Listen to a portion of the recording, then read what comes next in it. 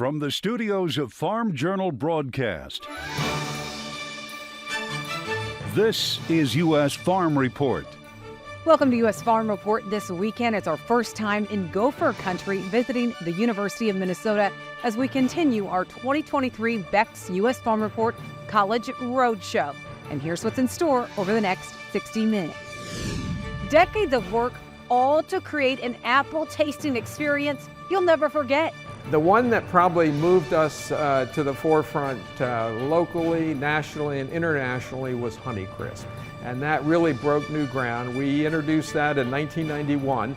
University of Minnesota is home to one of the most popular apple varieties today, and it's all credit to the decades of taste tests and work. The most common grain marketing mistakes. You've got a lot of producers putting corn and soybeans in the bin. They're waiting for higher prices. And I ask them, do you have an exit plan? Tackling the truths and some myths in our marketing roundtable. Is red seaweed the recipe to reducing methane emissions in cattle? And we're feeding it to cows to reduce methane emissions, and we hope to see at least a 40 to 50% reduction in methane of dairy cows. And in John's world, the new weight loss drugs. The 2023 U.S. Farm Report College Roadshow from the University of Minnesota is brought to you exclusively by Beck's. From farmers' first pass in the field to the final one at harvest, it's a game plan rooted in faith and belief. Beck's Hybrids is with you every turn because both on and off the field, we're all farmers at heart. See why at beckshybrids.com. President Biden announcing the administration will invest $5 billion in agriculture in rural communities. The president was joined by Ag Secretary Tom Vilsack in Northfield, Minnesota. While the announcement made it seem like the $5 billion is in new investments, it's not. Instead, it's previously announced funding passed through the infrastructure and inflation reduction bills. My plan is about investing in rural America. It's about something else as well. It's about restoring pride to rural communities that have been left behind for far too long.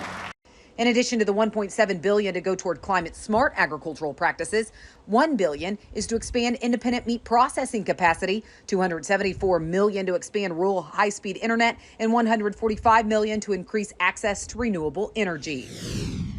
The I-80 Harvest Tour on U.S. Farm Report is brought to you by Case IH.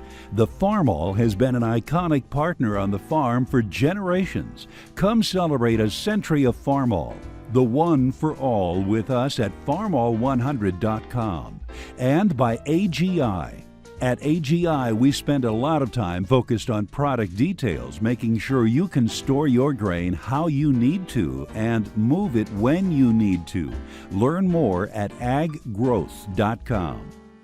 Well, the corn harvest phase has been falling behind in Indiana, with farmers 56% done on corn, nearly 10 points behind average. Soybean harvest is more in line with normal and stands at 79% complete. USDA is estimating statewide yields for both corn and soybeans in Indiana will be above 2022, and so far, harvest results are confirming that trend. Near Lafayette, Chuck Shelby planted in the dust, and dry conditions continued through the early summer before the pattern changed, and that has produced some better results this fall. We didn't have a very good crop last year here in Indiana, this part of it, so we're doing much better this year, probably above average for both corn and beans. He says soybeans will average in the low 70s on his farm, with corn yields anywhere from 250 to 260 after drying. However, corn harvest has been slow as the crop died down prematurely, and corn moisture levels are stuck between 18 to 20%. That's forcing farmers to dry the crop, which causes bottlenecks. Avian influenza is starting to become a problem yet again. Cases of highly pathogenic avian influenza are now surging at U.S. turkey farms. USDA's Animal and Plant Health Inspection Service confirming HPAI in 24 commercial turkey farms across 19 counties in 5 states. That includes here in Minnesota, South Dakota, Utah, Iowa, and California. 18 of the 19 counties had already confirmed infections during the summer of 2023, and experts say that suggests the potential for the virus to become endemic in certain areas. As a response to the outbreaks, 967,000 turkeys have been culled. General Motors and the United Auto Workers Union have reached a tentative contract agreement It's hoped it will end a 6-week-old strike against Detroit automakers. The agreement follows the pattern set with Ford last week and Jeep maker Stellantis over the weekend. It's reported the deals will last 4 years and 8 months and include a 25% general pay raise and cost of living adjustment. Under investigation right now in western Iowa, the deaths of a father and son on a farm. It happened in Hornick following a standoff with police. The Woodbury County Sheriff's Office saying Sunday night they received a call from a man reporting his son was shooting at him. Affiliate KTIV sharing this video. Deputies responded to the scenes and learned the suspect was still there in a white pickup truck. They were able to make contact with him, and they say he told them there would be no peaceful resolution, and they say he made threats towards law enforcement. Early in the morning, investigators say the suspect fired shots at them. Police then returned fire, striking him. Medical personnel attempted to save his life, but he was pronounced dead at the scene. He's been identified as 44-year-old Walter Sulzberger. The father, 72-year-old Todd Sulzberger, was pronounced dead as well. The exact cause of Todd's death has not been released yet, but it's being called a homicide. All right, that's it for the news. Some of our viewers seeing the first snow of the season this week. Others now seeing a big warm-up. We'll have a check of your forecast coming up next. U.S. Farm Report weather is brought to you by H&S Manufacturing. With a reinforced frame, the 430-bushel SW3243 heavy-duty manure spreader is designed to be durable. The spreader features a standard upper beater and fiberglass reinforced plywood sides for easy cleaning and minimal freeze-up. Find out more at the H&S website. Time now for a check of weather. Meteorologist Matt Engelbrecht joining us now. Matt, some of our viewers seeing the first snow of the season this week, and there are traces of it still here in Minnesota. It was a white Halloween for parts of Minnesota this year. I'm telling you, I am not ready for this cold.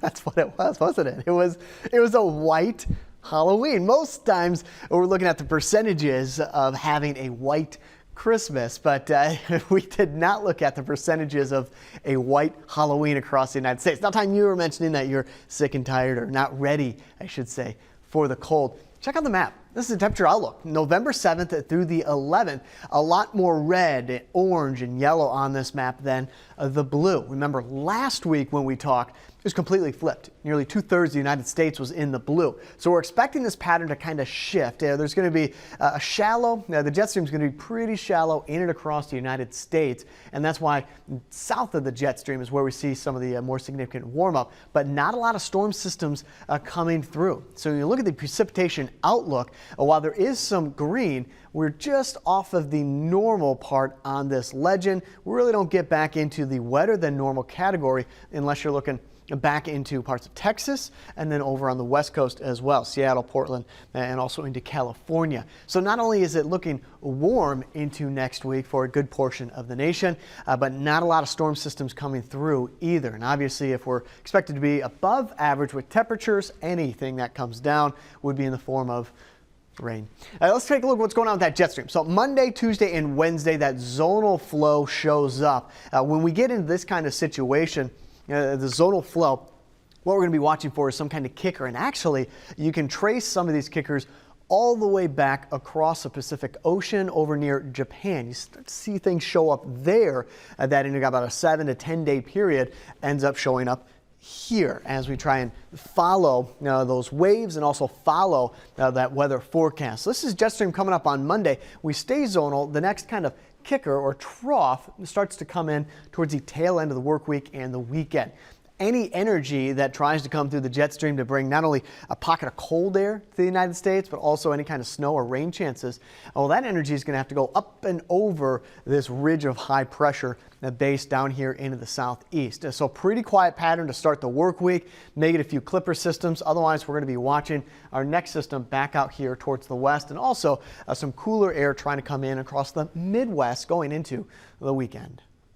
Thanks, Matt. Well, this time of year, what are some common marketing mistakes? That's exactly what we'll find out next with our marketing roundtables from right here at the University of Minnesota.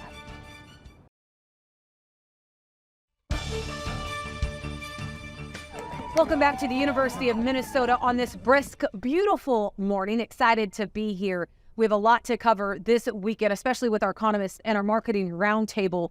When we look at Minnesota, Bob, the production picture when we were here for crop tour at the middle of August, drought, heat, there was a lot of challenges. But now as farmers are getting into the field, what does the production picture look like here?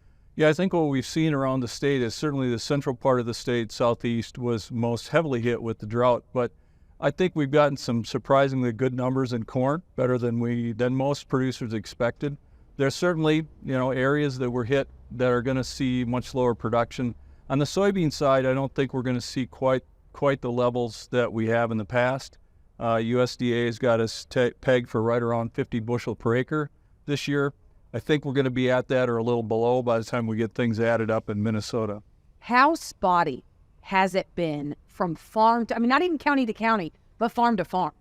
That's really been an issue this year. I also farmed down in southwestern Minnesota. I had below average yields in my operation this year. You go 10 miles north, they picked up a couple of timely thunderstorms, and they've got great yields going. So it really is spotty in terms of, we saw a big stretch of drought, but there's some farms in that area that still did very well. Right now, as farmers, as they're harvesting, that's what they're focused on, not as much marketing plans. But when you're talking to farmers, what are some key grain marketing mistakes that you see farmers make year to year? Well, I talk about 5 mistakes. One of them really isn't relevant right now, but this reluctance towards pre-harvest pricing before harvest. And a lot of producers took some good advantage this last summer during the big rallies to get something done, and they're in a good position. Another mistake, I teach some courses, and my students here will know I talk about basis and carry and not understanding basis, not looking around at basis, seeing how that can add a nickel or 10 cents to their game. The third mistake I like to talk about is relevant today because you've got a lot of producers putting corn and soybeans in the bin. They're waiting for higher prices. And I ask them, do you have an exit plan? What price are you waiting for? What time are you waiting for? And of course, many of them don't know. They're just waiting for a higher price. The final one is mysterious stuff about carrying charges, the price difference between different futures contracts. And I will note that over the last 4 or 5 months as this market has collapsed, it's not just lower prices. We've gone from inverted markets in grains to sizable carries. First time we've seen carries in 3 years. Well, it seems like Goldie Gopher agrees with you on all of those points, so much so that what you were saying made their head turn. If you didn't see that behind you. But Dean, when you look at some of the challenges, we've talked about, production challenges year to year, grain marketing challenges year to year, but what are some of those challenges in agriculture you're looking at over the next 5 to 10 years that you're preparing students for today? Yeah, I really think, this conversation that Bob was mentioning and Ed about yields this year is really remarkable. So you think about the dry weather we had, and credit to both our agronomics teams and crop genetics and the work that some of our seed providers do, like Vex, for example. We have crops in the southeastern part of Minnesota literally didn't have rain for 2 months, and yields are down just slightly. So those challenges are, I think we're going to see, just think about, we hear a lot about climate change and whether it's weather variation and so on in this. How do we adapt our agronomic systems to take advantage of these limited circumstances? And that's what we're doing, is building resiliency into our systems. And that goes from the production side of it all the way through to our food systems. Dean, quick question. Did you pay him to make this sign? Did you see this sign? I did not see that sign, but I'm assuming. One guy with an arrow. So I thought it said most awesome dean in the world, but I'll take that too. Yeah. Same thing. Read it however you want. First, we need to take a quick break, and then we'll have much more right here on U.S. Farm Report.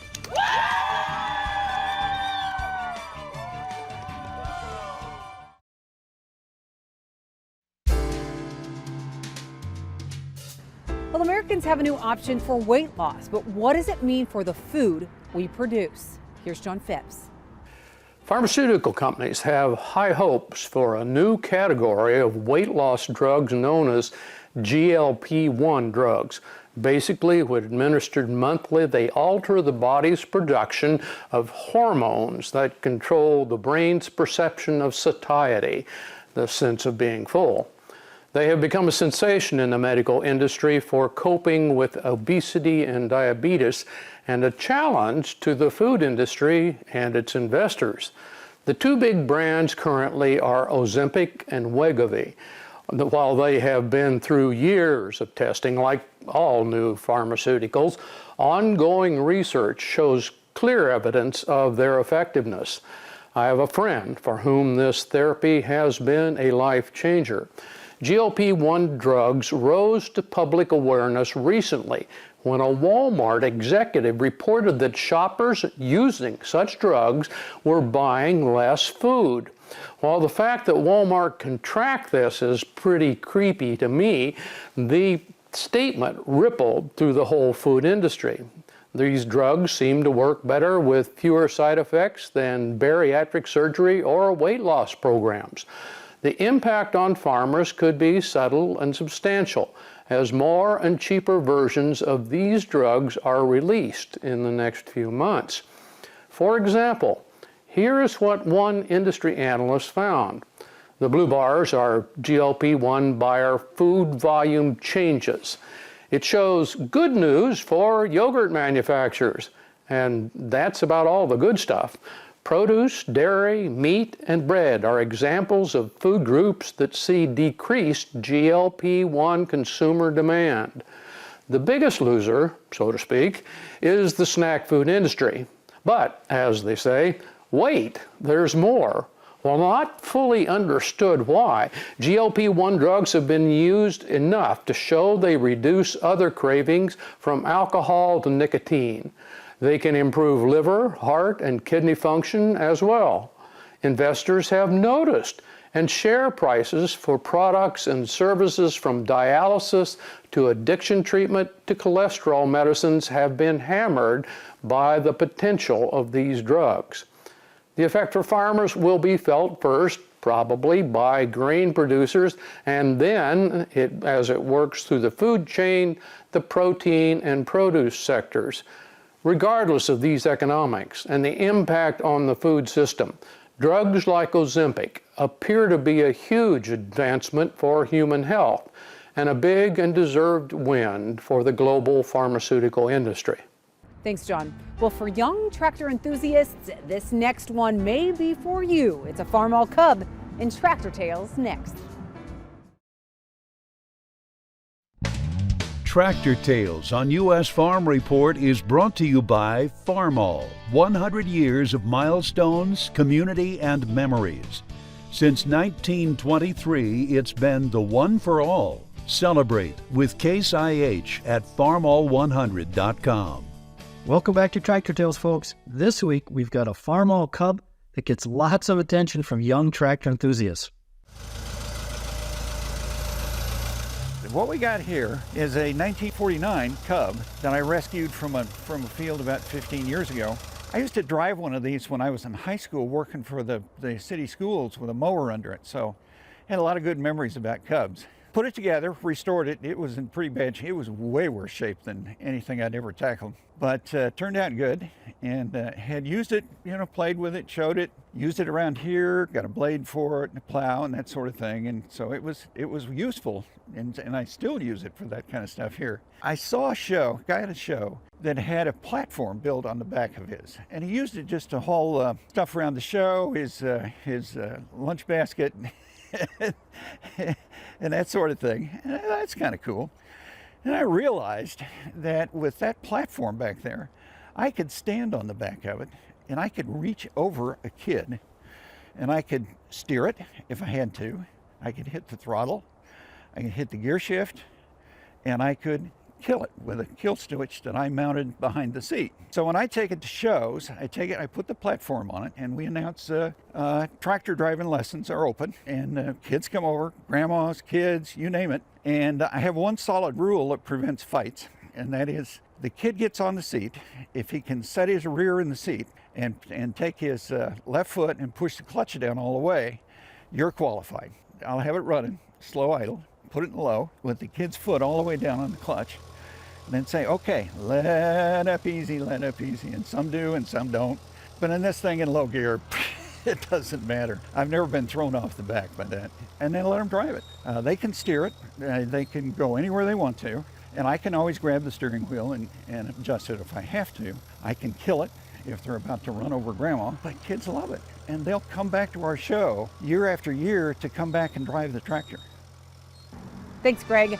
Well, from protecting cereal crops from devastating diseases to adding a touch of seaweed to dairy cattle feed that could reduce methane emissions by up to half. There is so much research happening today on the University of Minnesota campus, and we're set to uncover some of it next.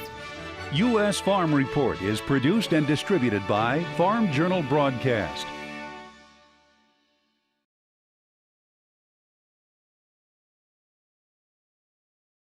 Welcome back to U.S. Farm Report. Trusted, timely, tradition. In fields across Minnesota, it's not just corn and soybeans that you'll find. Hay, wheat, sugar beets, oats, and barley are also on that list. Researchers here at the University of Minnesota are zeroing in on cereal crops, carrying on a legacy of one alum, whose lifetime of work to feed a hungry world was worthy of a Nobel Peace Prize in 1970. From the foods we eat to what's exported around the world, cereal crops are an important piece of the crop production mix in the U.S. Cereal crops represent about half of the food that we eat in our lives in terms of calories. So when it comes to the bread or the breakfast cereal that you're having, that's all cereals. And walk into the cereal disease lab here at the University of Minnesota, and there's a constant focus on wheat, barley, and oats. We are here chiefly to understand how we can prevent disease for American farmers. So we look at ways that we can introduce new sources of resistance into existing germplasm that farmers are growing. Matthew Moscow says the two biggest disease threats to cereal crops today are rust and fusarium. Both hit yearly. So very often farmers will go out into the field and see small little spots initially forming on their crops. And what those turn out to be are lesions that will eventually form cereal rust, which will then erupt and then spread by wind across fields, and really can travel thousands of miles. And one of the standard paths is going from Texas all the way up to Minnesota every year. So in order to breed more disease-resistant crops, this lab focuses on 3 areas of study. One, we identify new sources of resistance to breed into germplasm that makes its way to plant breeders. The second part, we're studying the pathogen and looking at not only national populations of the disease, but looking at how the pathogen evolves worldwide. And the third part is to identify new approaches that we can breed resistance into our crops, new sources and new approaches that we can use to speed up the process. He says researchers at this lab have already helped identify tens to even hundreds of genes to breed into crops to make them hardier against potential diseases. So we've become really good at identifying those resistances that exist in a lot of landrace and wild material that we look at. And we're speeding up that process of discovery that then will make it faster to get to farmers. For diseases that can cost agriculture anywhere between $500 million to $1 billion a year, the goal is to improve resistance. We're also using new approaches at understanding how the pathogen evolves in the field and really predicting and identifying when new sources may come in from abroad, whether it's by human transport or from the wind. Researchers today are standing on the shoulders of giants who set the stage for some of this work currently being done. One of the biggest, Norman Borlaug, also known as the father of the Green Revolution, who received his PhD from here. This was really a seminal period for him to understand the importance of wheat stem rust as a disease, and he brought that with him when he was funded by the Rockefeller Foundation at Summit in Mexico for breeding those crops that just had substantial impact on the world that led to his Nobel Peace Prize. While these researchers are taking lessons from the past, it's the focus on the future that's a nod to Borlaug's tremendous effort in protecting the food supply, not just in the U.S., but around the globe. Well, that is just a taste of some of the research here. Later, we'll even see more than a century of work on apples that led to the introduction of one of the most beloved apple varieties today. But first, we've talked about renewable diesel and how it could fuel more demand, but should it change the way you think about marketing your crop? Our marketing discussion happens from right here at University of Minnesota next. The Cotton Harvest Tour on U.S. Farm Report is brought to you by Delta Pine, dedicated to cotton, committed to you.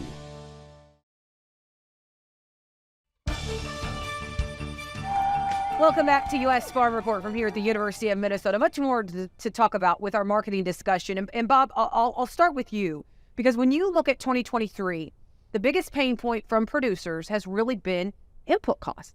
And we've seen some fluctuation lately, but as we head into 2024, what does that production cost picture look like? These are numbers from southern Minnesota. I've just been working on them recently, but we're going to see about a 6% decrease from 2023 going into 2024 in terms of cost of production. I calculated for corn in southern Minnesota, including a family living charge, about $5.05 a bushel. Biggest decreases certainly is in the fertilizer area. Significant decrease there. Also a slight decrease in crop insurance, only because of lower coverage levels compared to a year ago. So those are the two components that are showing a decrease. We still got a slight increase in rent projected into that. If we look back, we've got a FinBin database that we use for benchmarking. It's publicly available if you ever want to check out these numbers. Just Google FinBin, you can find it. If we go back to 2012 and look at what happened with rents following 2013, 2014, we still saw a significant jump in 2013, which would be sort of analogous with 2023. We saw a slight increase again in 2014. So we expect rent's going to go up a little bit, and part of it's a residual from the great profitability that we had in 2022. And in Minnesota, we had record profits in our farming operations. Well, also looking at 2024, and we've been talking about renewable diesel and some of these other opportunities that could be coming on the demand side, domestic demand side for soybeans. A lot of hope there. Some of these plants have been a little slow to come online. So what is your thought? Well, when we were at Commodity Classic here last March, I stood up in front of this big group, and I had a list of 16 new plants that were coming on board, or at least they were either expansions of existing plants or brand new plants, 16 of them coming up. Something like $3 to $4 billion worth of investment, all in the next 4 years, out to 2026. Will it all happen? I don't know. It depends on the mandates, depends on the price of oil, depends on the subsidies, the incentives put together by policy. But they're on the board. And in fact, later that morning, I walked out onto the floor and I was pulled aside by someone in the soybean industry, one of the state soybean boards, and he says, Ed, I heard you this morning, and you're wrong. I've heard that before. And what did I get wrong? He says there aren't 16 plants on the way, there are 23 plants, and it will not increase capacity by 25%. Soy crushing capacity, it'll increase it by 33%. Now, we don't know if this is all going to happen. But if it does, my math says we need 10 to 11 million more acres of soybeans. And when I start doing that math, I harken back to the growth of the ethanol industry in the 2000s. And that upset everything in agriculture, led to some very good times because corn was demanding more acres, and that meant less wheat, less barley, less other commodities. It's not just soybeans for renewable diesel or corn for sustainable aviation fuel. We're talking about now some of these cover crops potentially that could be used as a source for renewable diesel. Is some of that work going on here at University of Minnesota? It is going on, and one of the things that's really interesting is our ability to, what's driving some of this are the renewable fuel standards and, of course, carbon credits and things like that that are out there in the marketplace. So some of the risks that Ed talks about are part of that, and those markets developing. And the question is then, these fuels, we think about, I mentioned sustainable aviation fuel is a huge issue. The airline industries put mandates on or goals on regarding their carbon standards. And some of our crops are, specifically geared towards that marketplace. We are developing new crops, and oftentimes they're perennial crops. So there's going to be this dynamic of how do we take plants and make them, somewhat variable so we can take these different forms of crops into them so we don't get stuck with the one crop, one acreage piece that has impacts. All right, well, we need to take a quick break, and then we will have much more right here on U.S. Farm Report.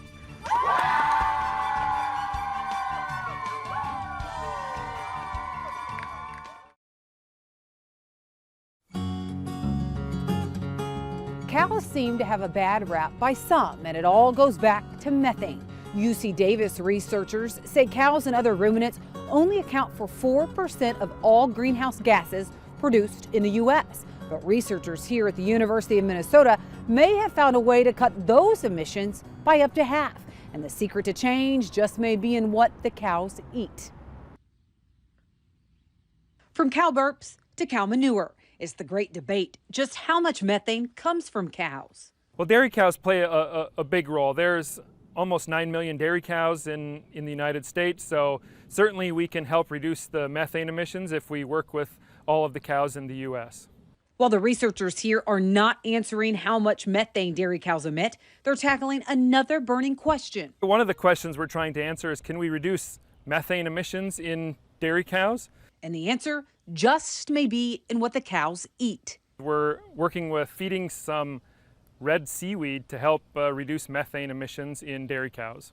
Brad Hines, professor of dairy production systems at the University of Minnesota, says the seaweed they've found to be the most effective is red seaweed found on the coast of Hawaii. We're feeding it to cows to reduce methane emissions, and we hope to see at least a 40 to 50% reduction in methane of dairy cows. Hines says the early results are promising. There's maybe some indication that it's working. It's helping to reduce some methane emissions. We're not quite sure on the numbers yet, but the project is still ongoing. He says the methane amount not only varies by time of day, but also the types of cows. One thing that we've learned is that methane is quite variable in cows. You know, cows fluctuate low in the morning, higher in the evening. It's really based on feeding times. And we're also finding that there's maybe some differences in dairy cow breeds when it comes to methane emissions.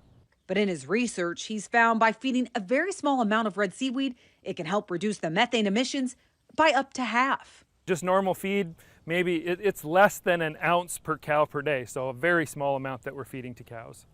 He says currently the team is working with dairy producers across the state. We're working with farmers in many different aspects with their grazing plans, how to feed their cows more efficiently. We're working with them on environmentally sustainable goals to help improve dairy production in Minnesota. Well, PFAS made some rumblings within the dairy industry, especially at one New Mexico dairy. PFAS and sludge, that's the topic of customer support next.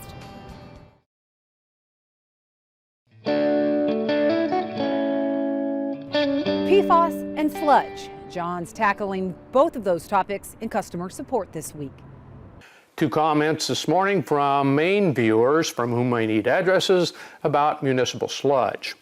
Sludge and sewage contain PFAS, and the state of Maine has banned using it since 2022. I disagree with the report John made Sunday morning. That's from Eric Edmondson. I'm curious why John did not mention PFAS in his recent discussion on using waste treatment sludge as fertilizer. Its use has become a disaster here in Maine. That's from Rick Blees. Now, it's not a coincidence that two viewers from Maine responded. Maine has one of the only and strictest limits on chemicals called PFAS in the country, and also previously encouraged the use of municipal sludge. Very few states have any regulations at all. The EPA continues to study the situation, but has not defined a PFAS contamination limit, an MCL. PFAS contain carbon fluorine chains and were widely used in consumer and industrial products largely due to water repellent qualities. They became categorized as forever chemicals, which strikes me as kind of meaningless since water and granite are forever chemicals if you stop and think about it. There are over 4,000 man-made forever chemicals. We don't know how PFAS enter the food chain. For example, soil treated with sludge containing PFAS grows contaminated lettuce, but not potatoes. Corn stalks may contain PFAS, but not the kernels. Despite considerable alarm from Maine farmers, the handful of which I read about were organic producers, there is no consensus on how harmful these substance levels are. It seems that the closer to the consumer the greater the possibility of PFAS being passed from sludge, which complicates growers who consider this a benefit, organic. Not all municipal sludge contains significant PFAS contamination. In fact, here's what the EPA says we don't know: how to detect PFAS, how much exposure people are experiencing, how we are exposed, how harmful they are, how to remove them from water, and how to dispose of them. The landfills and incinerators that I showed a couple weeks ago may actually be worse than spreading the sludge on farmland. PFAS are rapidly being phased out by the industry. There are farm operations ruined by PFAS, of course, due to the inability to meet organic standards, but no evidence to date of a pervasive threat to people or land. The debate will undoubtedly intensify as more research is conducted. Thanks, John. Well, coming up, if Honeycrisp is your favorite apple, you have the University of Minnesota to thank. We're uncovering the apple breeding program that's more than a century old here at the University of Minnesota next. Well, fall is prime time for pumpkins and apples, and it may not look like fall right now, but researchers here at the University of Minnesota's quest to find the next best apple variety, it never stops. And we have that work to thank for a very popular apple variety today. The other advantage in those small Delightful apples that are both appealing and delicious. That's exactly what you'll find at the University of Minnesota this time of year. Our whole goal in all of this is to give the consumer an exceptional eating experience. Not an okay eating experience, not even a maybe okay eating experience, but there better be some wow in it somewhere. It's a product of more than 115 years of work and research. When the program first began even back in the 1800s, it was all in response to the fact that our winters are so severe that apples could not be grown here. But in the late 1800s, growers demanded change. A group of would-be apple farmers went to the state legislature, asked to have funding for a program for the University of Minnesota, and that's when we were born. In the 115 years since, the end game is no longer just survival, but now it's also taste. It didn't matter how good the apple was, how pretty it was, how big it was. If it wouldn't survive the winters, it didn't count. That has not gone away, but our genetics have evolved to the point that we don't have to worry about it every single cross. We've really broken through, I think, in the world of what texture can be in apples. One of the most famous apple varieties born out of this research here is one that is known around the globe. The one that probably moved us to the forefront locally, nationally, and internationally was Honeycrisp. And that really broke new ground. We introduced that in 1991. Bedford says the Honeycrisp apple took 31 years to create. That's from breeding until they introduced it commercially. But then it took decades longer to take the apple industry by storm. Honeycrisp, which we might think of as a fairly recent variety, it is 61 years old now. So when you put that in perspective, you realize that apple breeding is a marathon. It's not a sprint. So what makes the Honeycrisp so unique? Well, the name says it all. When you bite into an apple like a Honeycrisp, it cracks in your mouth. The juice flows. You almost need to hang over a sink or something, maybe have a towel nearby. It's an explosion in your mouth. And that now has set the bar for that term, at least for us. At any given time, the apple breeding program here at the University of Minnesota has 20,000 to 25,000 apple trees in various stages of evaluation. From a breeding program that's quite robust. We produce about 4,000 to 5,000 new trees a year. And each one of those trees comes from a specific cross that we have these goals for. Bedford says it's all about producing the best apples possible. The team taps into conventional breeding, choosing a tree to designate as the female tree.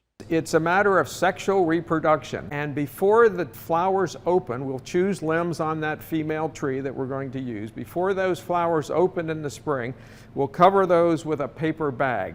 And the reason for that is that when those flowers open, we want to make sure that the bees don't visit them. Once the flowers open up inside the bag, the team then takes pollen from the tree they've designated as the male parent and dabs it onto the female flowers.